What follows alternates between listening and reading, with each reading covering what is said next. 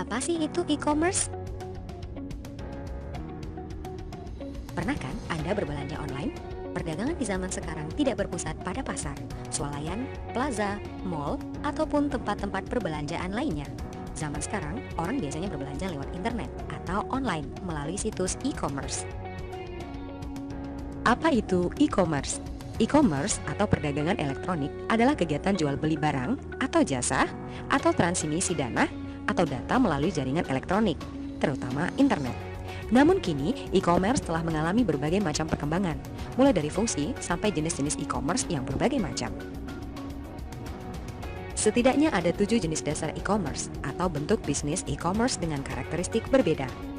Business to business, business to consumer, consumer to consumer, consumer to business, business to administration or business to government, consumer to administration, consumer to government, online to offline. 1.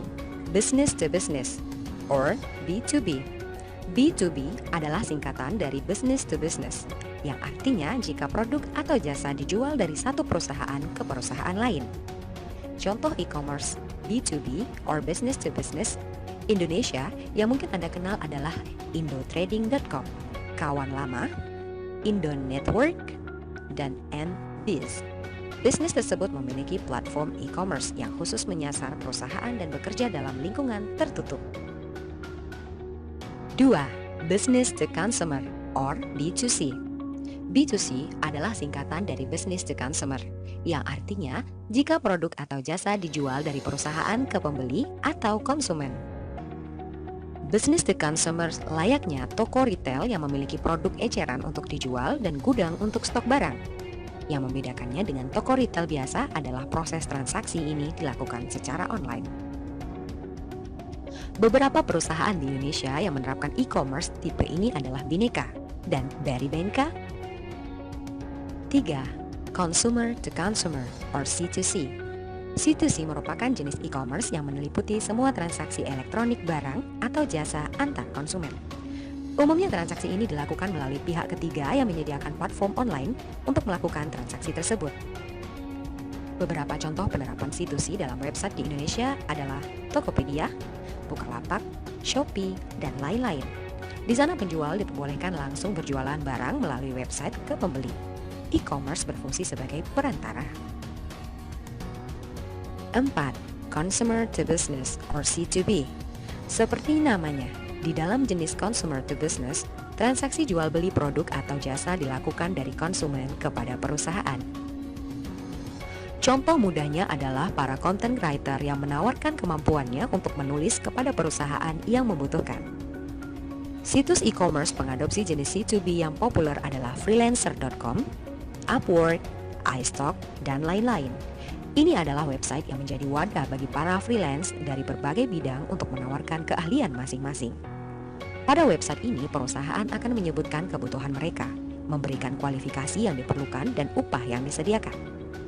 Setelah itu, para freelance yang memenuhi kualifikasi dapat melakukan promosi tentang kemampuan mereka dan melakukan penawaran upah. Selanjutnya, perusahaan memilih siapapun yang menarik bagi mereka. 5. Business to Administration B2A. Salah satu contoh penerapan e-commerce B2A adalah jenis e-commerce yang mencakup semua transaksi yang dilakukan secara kepada lembaga pemerintah.